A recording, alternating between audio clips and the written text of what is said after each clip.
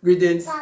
You can experience the miraculous in your life and live a miraculous life on this planet if only you would discover that you have a creative power in you that you can use to achieve your every desire. And that creative power have been described as the Lord, the Savior, the Master, and the Redeemer. But the reason why most people never discover this miraculous power is because they are looking at the outside for Lord and Master or Savior. But when you understand that the Bible is mind science and should be interpreted psychologically, then you will understand where I am really coming from. So if you do not have that understanding and you're not open-minded enough to really think as I speak to you, this would not make any sense to you. You see, you have to realize that everything was first a thought, everything was first an idea, and everything was first imagined. So let's say you believe in an outside savior. Could you tell me of one thing that this outside savior could have done that wasn't first a thought, or first an idea, or first imagined? And then, could you tell me of something that you can say to me that wasn't first a thought, or first an idea, or first imagined, or something that anyone could do that wasn't first a thought, or first an idea, or first imagined? You see, when it comes to miracles, okay, and you experiencing the miraculous in your life, it all starts with desire. Everything starts with a desire. And so in life, we all have many desires in life. But because most people do not realize that everything that you can see, taste, touch, and smell, it came from the invisible to the visible, they will never understand the creation story. And that is why you're told, if you really discover the kingdom that is within you, the sign that proves that you have discovered this kingdom within you is that all these things that you desire, they will be added unto you, they'll be drawn unto you. It means that you will discover the secret of creation. In order for you to discover the secret of creation, you have to know that you have in you the creation intelligence lying dormant that must be activated. So it means that God and man are one. So when you understand the parable of how God created the world, it is you who is creating your world. And you're going to rest on the seventh day because your creation has already been manifested. So you no longer have the desire to create because you have already seen the result in your life. Now, I can show you that spiritually, I can show you it physically, and I can show you it psychologically. Okay, for example, every one of us who's having this human experience in this world, we have this human experience through the act of sex. Sex is a physical act, but before it became physical, it was psychological. It was first a thought, they first have a feeling. Your mother and your father, they had a desire, and they carry out the act of that desire. So from a thought to action to manifestation, and that is how you've been expressed here. So too, you have to understand how everything works in the psychological and spiritual world. And so, when the act of creating through the sexual act is finished, you enter into a rest. You enter into Sabbath. And the soft part between a man and thigh, it shrinks. It tells you that in Genesis, in the story of Jacob. But most people do not understand what that is really speaking about because they do not know that the Bible holds phallic and the Bible holds so many different things which I wouldn't get into at this time. Okay, it shrinks. Okay, and it is called an erection. So for it to come again alive is an erection. Okay, and so it takes penetration, okay, to bring a manifestation. It's the same how you have to penetrate and focus your thoughts in order to create your life or your world, whichever way you want it to be. This has been symbolized in riding a donkey or a jackass into Jerusalem and having the triumphant entry. And most people think that is literal and secular history, but it's you controlling this stubborn mind of yours that drift all over the place with a certain thought, a certain desire, and you hold it. And you ride it into Jerusalem, in the place of joy, peace, and happiness. People think it's a place over in the Middle East, you know. People think it's a place over there. But those places are places in mind. For example, I'm right here in the Caribbean, but I know there's a place in America. But America only exists where? In my mind. When you leave your home and you go to work, your home only exists in your mind. Not until when you get back there physically, you're actually in your home. But yet you could stay at work and you could be in your home. You could do it through what? Meditation. You could do it through what? Visualization. You can stay at work and you could go home in your house and go in your washroom, go in your bathroom, go in your kitchen, do all of that. If you really know how powerful your mind really is and you really know who you are. You understand what I'm saying? Let me give you an example. I had a business with someone broke into my business. Okay, they brought the police and so on, and I was laughing about the whole thing and so on, saying, they haven't done me any wrong. And everybody got mad at me. Everybody looking at me strangely. Okay, there was a man there from the ministry. He was religious. He started to quote religious thing to me, and I refused his religious quoting. He got angry with me. The principal was saying, but this thing here is a livelihood, and she thought it was my livelihood, okay?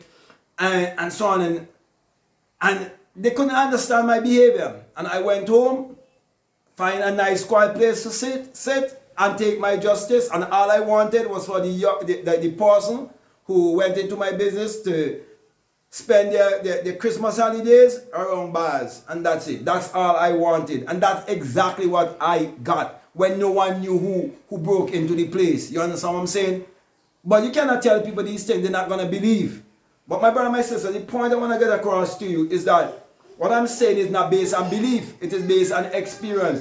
And I can give you so much different experiences, okay, and share so much things that I've proven for myself. But the main point I want to get across to you is that you have to become a person of action.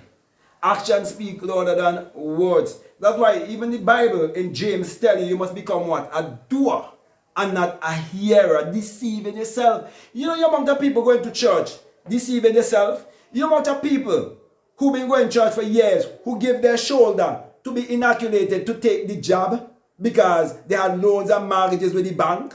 And the Bible tells you that the rich rule it over the poor and the borrower is a slave to the lender. Do you realize that the Bible tells you in Deuteronomy 28 that you must be above and not beneath? You must be the lender and not the borrower. So wait. Stop a while. So how religious people become the borrower and they're not the lender?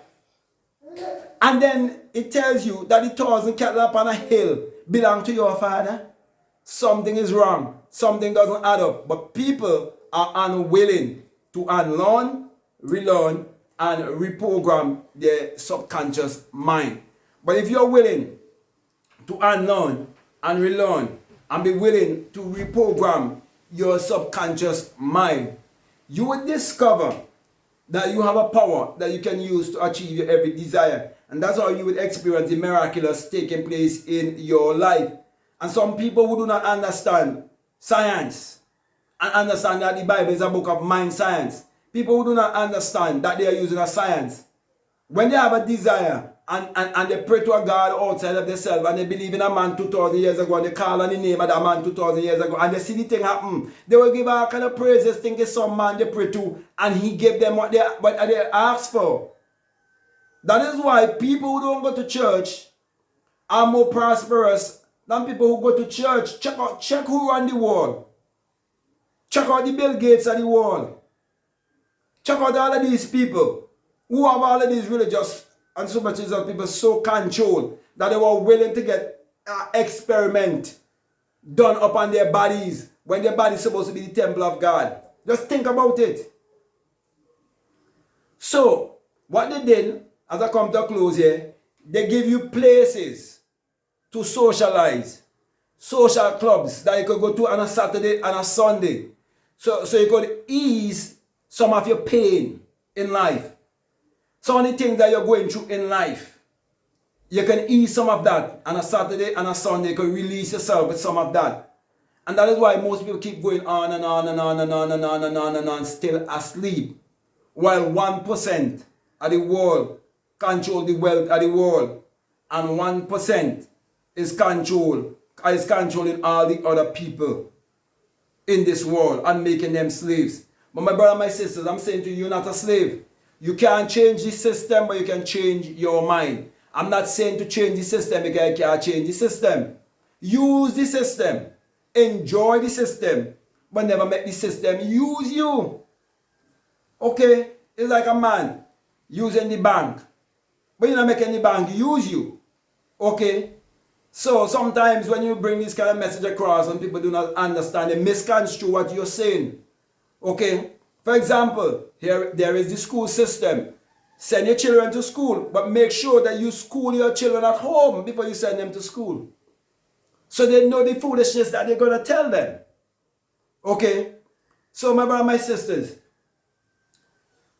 you have a miraculous power inside of you that you can use to achieve your every desire.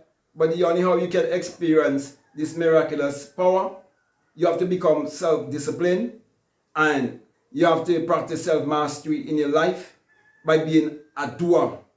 You have to find time to quiet your mind. You have to find time to meditate. You have to find time to visualize. You have to find time to do your affirmation. You have to find time alone. You have to get away from the noise.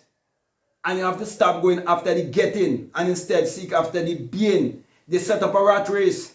They set up a dog kind of system to trick you. That is why when they institutionalize us from small and we finish school, the next thing we're doing, we are looking for a job because we believe life is all about going and trying to get things and being in survival mode.